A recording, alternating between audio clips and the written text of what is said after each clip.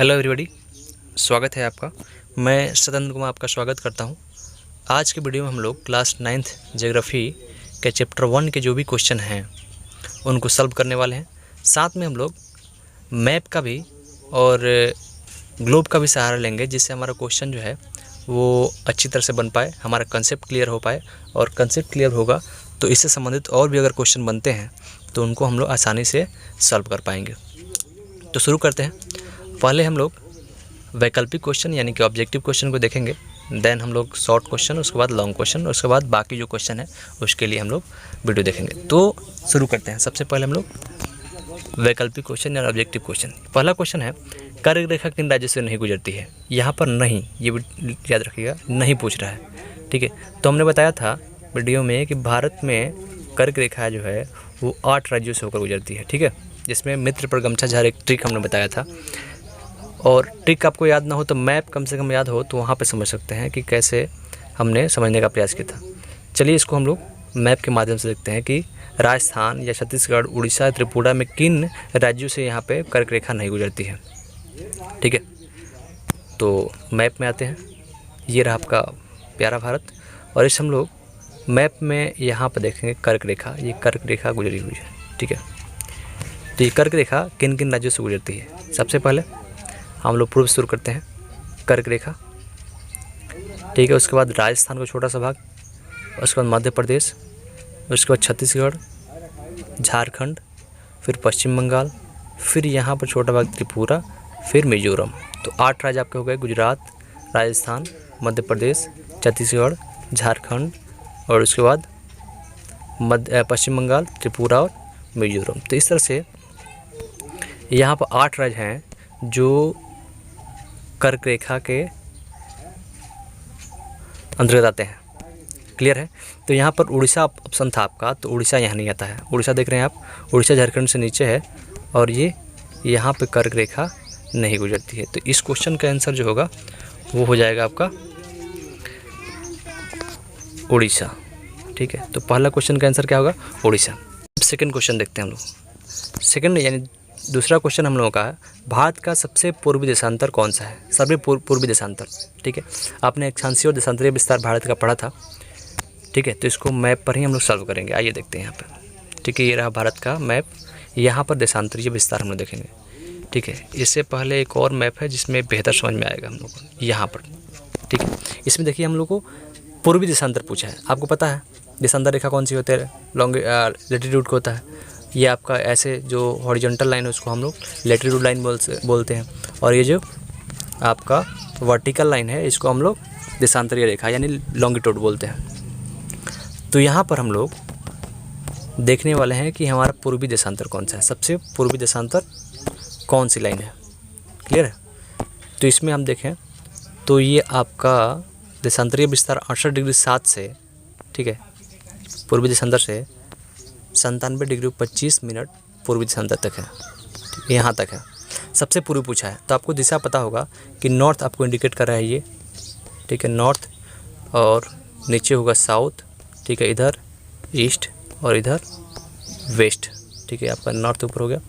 तो इस तरह से नॉर्थ आपका ऊपर हो गया, तो नीचे साउथ, राइट साइड ईस्ट और लेफ्ट साइड वेस्ट।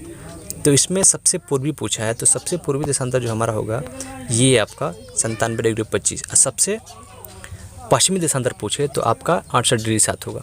इसके अलावा अगर इसमें अक्षांशीय विस्तार पूछा जाए कि सबसे उत्तरी अक्षांश कौन सा है, सबसे उत्तरी अक्षांशीय विस्तार कितना होगा? 37.6 मिनट। और यहाँ पर सबसे दक्षिणी, ठीक है, सबसे दक्षिणी भारत का अक्षांशीय विस्तार पूछे तो 8 डिग्री 4 मिनट उत्तरी अक्षांश को हम लोग कह सकते हैं। ठीक है, चलिए अब थर्ड क्वेश्चन को हम लोग देखते हैं। थर्ड क्वेश्चन है आपका, थर्ड क्वेश्चन, उत्तराखंड, उत्तर प्रदेश, बिहार, पश्चिम बंगाल और सिक्किम की सीमाएं किस देश को छूती हैं? ठीक है, यानी कि उत्तराखंड, उत्तर प्रदेश, बिहार, पश्चिम बंगाल और सिक्किम की जो सीमाएं हों वो किन राज्यों को नहीं छूती है, ये बताना है, किस राज्य को नहीं छूती है। ठीक है, तो यहाँ पर हम देखेंगे ऑप्शन में है चीन, नेपाल, भूटान और म्यांमार। मतलब इनमें से किस देश को छूती है ये जो ऊपर दिया हुआ राज्य है, चाहे उत्तराखंड, उत्तर प्रदेश, बिहार, पश्चिम बंगाल और सिक्किम है। ठीक है, इसको भी मैप के माध्यम से समझ लेते हैं हम लोग। मैप में आते हैं, ये रहा मैप आपका। इसी में देखते हैं कि उत्तराखंड यहाँ पर, फिर उत्तर प्रदेश यहाँ पर, फिर बिहार, ठीक है, उसके बाद पश्चिम बंगाल और यहाँ पर सिक्किम। इन राज्यों की सीमा किस देश को छूती है? ठीक है, तो जाहिर सी बात है उसमें बांग्लादेश है, तो बांग्लादेश तो होगा नहीं, क्योंकि यहाँ पर उत्तर प्रदेश और उत्तराखंड नहीं टच कर रहे होंगे। या फिर भूटान, तो भूटान तो होगा नहीं, क्योंकि भूटान को सिर्फ सिक्किम टच कर रहा है और आपका वेस्ट बंगाल टच कर रहा है। लेकिन और हम इसको क्लोजली देखें, ठीक है, तो यहाँ पर पाएंगे हम लोग कि उत्तराखंड और उत्तर प्रदेश, बिहार, पश्चिम बंगाल और यहाँ पर सिक्किम राज्य की जो सीमा है वो नेपाल को टच करती है। ये नेपाल आपका कंट्री है, इसको टच करता है ये चारों, और एक ये 5 राज्य जो हैं ये टच करते हैं नेपाल सीमा को। ठीक है, ना ही बांग्लादेश को टच करते हैं, ना ही भूटान को, ना ही चीन को और ना ही पाकिस्तान। तो ये हम लोग इस तरह से क्वेश्चन को ऑप्शन के माध्यम से अलग कर सकते हैं। ठीक है, तो ये आपका हो गया, इसमें का आंसर हो जाएगा, थर्ड क्वेश्चन का आंसर हो जाएगा नेपाल। ठीक है, चीन को टच नहीं करता, हमने भूटान को बताया, म्यांमार को भी टच नहीं करता है, सिर्फ नेपाल जो है वहाँ पे 5 राज्य जो है उत्तराखंड, उत्तर प्रदेश, बिहार, पश्चिम बंगाल और सिक्किम की सीमाएं टच करती हैं। और नेक्स्ट क्वेश्चन है, चौथा क्वेश्चन है कि ग्रीष्मकाल में आप यदि कांवरती जाना चाहते हो तो किस केंद्र शासित क्षेत्र में जाएंगे? तो ये क्वेश्चन का सीधा सा जवाब होगा कि कांवरती किस राज्य की राजधानी है, किस राज्य की राजधानी है या किस केंद्र शासित प्रदेश की राजधानी है, ये आपको याद होना चाहिए। तो हमें पता है कि लक्षद्वीप जो एक यूनियन टेरिटरीज है उसका कैपिटल क्या है? कांवरती है। तो कांवरती आप गर्मी में जाना चाहें या फिर शीत ऋतु में जाएं, बात एक ही है, आप लक्षद्वीप ही जाएंगे। ठीक है, तो यहाँ पर क्वेश्चन का एक उद्देश्य ये है कि ये जानना चाहता है कि कांवरती किस यूनियन टेरिटरीज की राजधानी है, किस केंद्र शासित प्रदेश की राजधानी है। तो सीधा सा बात है, ये लक्षद्वीप है और इसकी राजधानी है। इसको भी अगर मैप से देखना चाहते हैं तो आइए देख लेते हैं।